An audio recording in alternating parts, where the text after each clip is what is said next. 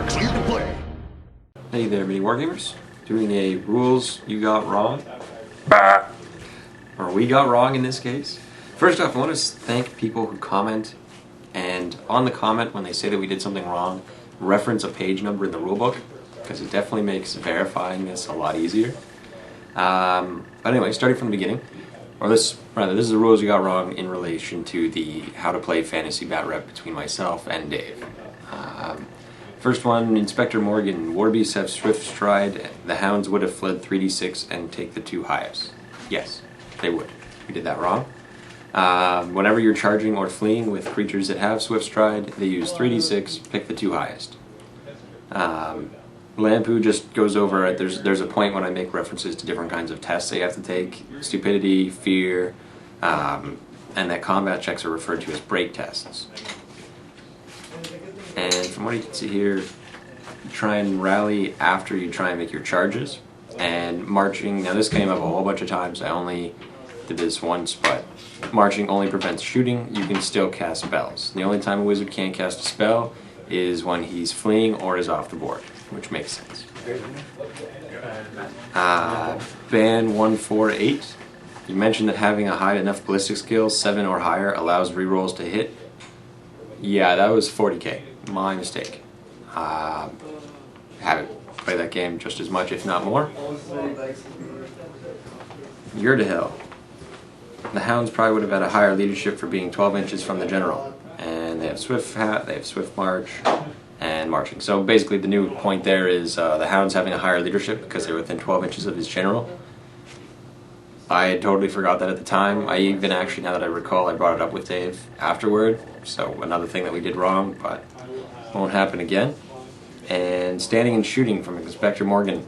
You have to be farther away than their basic move characteristic, which I had mistaken was 7th, where it's half of the distance you charge. So you'd roll plus that, and if you're outside of half, then you get to shoot. Basic characteristic, now I know. Now I'm looking at Lampu here. In addition to that, the chargers are always moved in a straight line with up to 1 free wheel in their move. The total move they need to reach their target this way can be more than what you rolled, as long as you reach their target in a straight line with up to 1 wheel. This would mean Dave's Knights could have been charged, so Owen didn't need to hit all the models in combat, only as much as possible. And I'm also not sure about the Dreadlord becoming strength 6, since the Crimson Deaths only states that it, now he says hits, it actually states that it strikes at strength 6, and other weapons that increase your strength actually say that they increase their strength. So, I most likely misread that, seeing it as it makes him strength 6 as opposed to he strikes at strength 6. Yeah, it's never come up before, so now I know for future reference. And the charging, you only get 1 wheel, so basically you can move and get 1 turn, and then you hit the unit, and then you can close the door, from what I understand. Or turn and then hit the unit and then close the door, which is the last, like, your unit touches theirs, and then you close up with that, is the term that they use.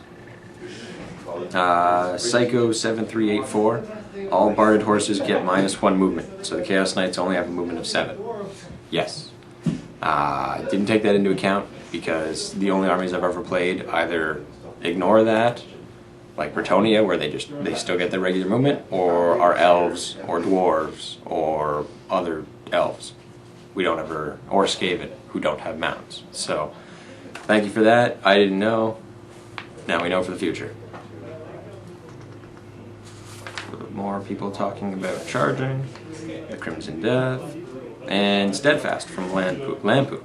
The crossbowmen had more ranks than knights. This means that they test on their unmodified leadership, and the horses also forgot to attack, though both of those things really didn't matter. Yeah, so long as you have more ranks than your opponent, at least a rank of 5, then you will be steadfast, so you won't penalize your leadership when doing your break test. Yeah, and then he goes on to explain that you only need at least 5 guys in the ranks, so that the crossbowmen would have stayed at their original leadership, which would not have been any benefit to them, because then they would have just gotten killed slower. So he forgot to attack with the horses, I forgot to test at regular leadership. It all balances out in the end. Malak Molo, Kopo, Kolo, Ko. MOLOKOPOKOLOKO. I don't know. Anyway, he says that only Chaos Warriors chosen roll on the Eye of the Gods chart at the beginning of the game.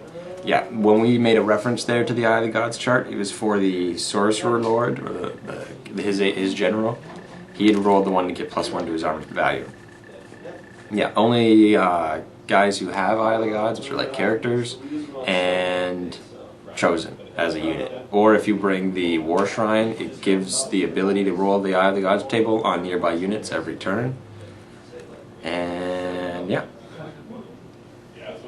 Arnathos. I think the sorcerer thing was that Dave misunderstood. As Owen told him he had a Chaos Sorcerer, and a Chaos Sorcerer has 2 attacks, he should have told Dave to look up the Sorcerer Lord. Entirely possible.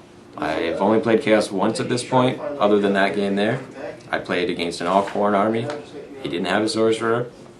I don't know their book inside and out, but I'm going to learn them. So, I don't know all the armies yet. So if there's stuff that comes up, I'm not going to be able to answer all the questions, but I'll certainly do what I can. Yeah, so he would have gotten an additional attack. If your unit is fleeing, they must flee. They don't have the choice. They can't rally like in 40k. And more about the Crimson Death being a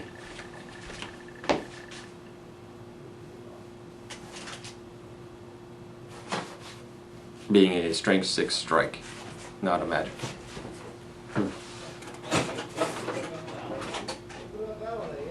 And Arnathos again. You need to pass a leadership test to march if you start your turn within 8 inches of an enemy, and unit champions do not have to accept challenges. Also, you forgot that every captured standard is worth 25 points, and killing an enemy general is worth 100 points, so I think that it was more of a draw than a chaos victory. Not a big deal. Wasn't planned to win, but that's very true, that you don't have to accept it, and that enemy generals and standards are worth additional points. Other than that, we've got one more here. Inspector Morgan at Arnathos. Chaos Champions, Heroes, Lords are required to accept issued challenges if there is a model that can, due to the will of the gods, special rules, similar to how Bretonians must accept challenge if they wish to keep the blessing. Yeah. So that's the only reason that he would have to keep accepting the challenge, is his Sorcerer Lord had the Eye of the Gods special rule, and so he has to accept any challenges and must declare a challenge if he has the option to. Probably not the exact wording, I don't have the book in front of me right now, but yeah. So basically, I understand. Thank you for the comments, and we'll definitely make more fantasy Batrep.